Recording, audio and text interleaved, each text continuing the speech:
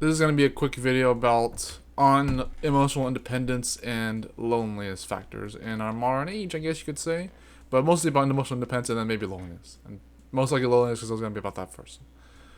Emotional independence, if you don't just get this from Rich Lopp and other astrologers and you're like, oh, well, that's not necessary, I still want to have friends. I get that, but it's like, emotional independence does not mean go be alone. It means whether you're alone or not, whether you have friends or relationships or not, whether you're with people or not, you're still happy.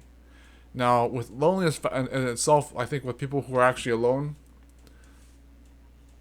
they actually are telling themselves, and please bear as a heart, they're telling themselves that they're so lonely they don't even like to be with themselves, and that's actually what's going on. It's like if you can't even admit that you're going to be by yourself because you're with yourself, then you're actually that lonely, and it's a phenomenon that actually makes sense the more you come about it, understanding that you really can be good on your own and alone because you're never truly alone. Because when you have your own company, you should be fulfilling.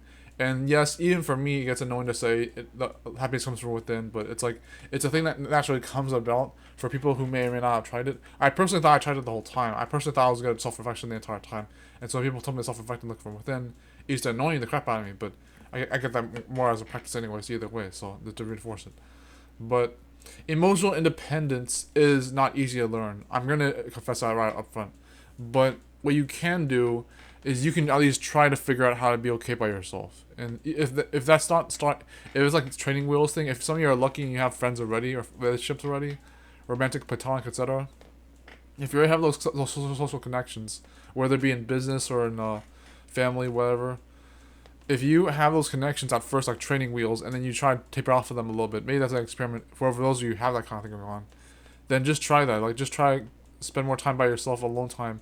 Practice alone time, even if you don't believe in alone time like I do. I used to not believe in alone time. I used to not believe in alone time. I really was that kind of person who was like, no, I'm not going to do this on purpose just because I have no choice. I have to fucking actually want this for myself. And there be it. I eventually want it for myself because I had to learn to appreciate my own souls.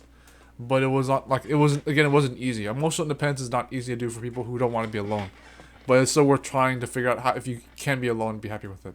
If you find that you cannot be happy alone, that might be a bit alarming, but I understand. Just try to find out how to cope and healthy ways to cope. I know it gets annoying to tell people to work and be productive when they're alone, because the solution to working too much is to find friends. So when you tell someone to work when they're alone, it's like catch 22. But it's just find a way to be emotionally independent, whether or not you're okay being alone.